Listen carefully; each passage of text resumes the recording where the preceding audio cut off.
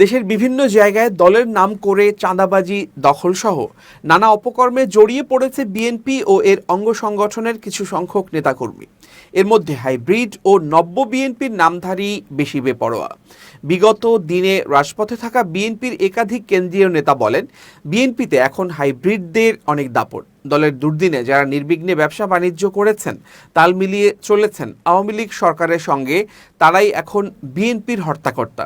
তাদের সঙ্গে যোগ হয়েছে নব্য বিএনপি নামধারী অনেকে, যারা কখনোই বিএনপিতে সম্পৃক্ত ছিলেন না, অথচ তারাই এখন দখল ও চাঁদাবাজি সহ নানা অপকর্মে জড়িয়ে পড়েছেন। এমনকি বিভিন্ন কমিটিতেও তাদের অনেককে রাখা হচ্ছে। এ নিয়ে ত্যাগী এবং দুঃসময়ের নেতাকর্মীরা বিব্রত এবং অনেক স্থানে কোণঠাসা।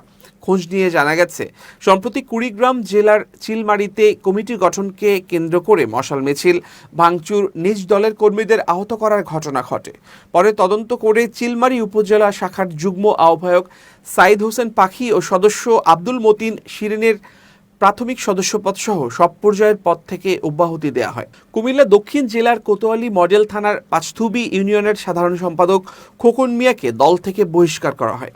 তিনি দলের নামে বিভিন্ন সন্ত্রাসী ও অস্ত্রবাজি কর্মকাণ্ডের সঙ্গে যুক্ত ছিল বলে প্রমাণ পাওয়া গেছে।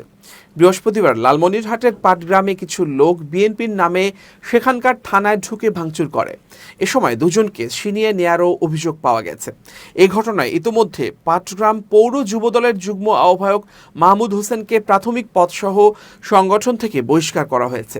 ঢাকার বনানী থানা যুবদলের আহ্বায়ক মনির হোসেনের নেতৃত্বে একদল ব্যক্তি গত বুধবার রাতে বনানী এলাকার জাকারিয়া হোটেলে ঢুকে ভাঙচুর ও নারীদের উপর হামলা চালায়। এই ঘটনার সঙ্গে সঙ্গে মনির হোসেনকে বহিষ্কার করা হয়। গত ২৮ জুন বাড়ি দখল ও চাঁদাবাজি সহ নানা অভিযোগে ঢাকা মহানগর দক্ষিণ বিএনপির ১ নং যুগ্ম আহ্বায়ক এবং সাবেক কাউন্সিলর হারুনুর রশিদ হারুনকে কারণ দর্শানোর নোটিশ দেওয়া হয়। এ বিষয়ে ঢাকা মহানগর দক্ষিণ বিএনপির দপ্তর সম্পাদক সাইদুর রহমান মিন্টু বলেন, বেঁধে দেয়া সময়ের মধ্যেই হারুনুর রশিদ হারুন শোকজের জবাব দিয়েছেন। তবে আহ্বায়ক দেশের বাইরে থাকায় কোনো সিদ্ধান্ত নেওয়া যায়নি। শিগগিরই প্রয়োজনীয় সিদ্ধান্ত নেওয়া হবে। জানতে চাইলে বিএনপির সিনিয়র যুগ্ম মহাসচিব রুহুল কবির রিজভী বলেন, দলের নাম ভাঙিয়ে সন্ত্রাসী বা অপরাধমূলক কাজের ব্যাপারে বিএনপির অবস্থান জিরো টলারেন্স। দলের নাম ভাঙিয়ে কেউ সন্ত্রাসী কর্মকাণ্ড কিংবা অসদাচরণ করলেই সঙ্গে সঙ্গে কঠোর ব্যবস্থা নেওয়া হবে। দলের নামে যে কেউ যে কোনো ধরনের অনৈতিক, অবৈধ, সন্ত্রাসী ও সহিংসতামূলক কর্মকাণ্ড করবে, সে রেহাই পাবে না। এরই মধ্যে ৪-৫ হাজার বিএনপি এবং দলের বিভিন্ন অঙ্গ সংগঠনের নেতাকর্মীর বিরুদ্ধে দ্রুত ব্যবস্থা নেওয়া হয়েছে।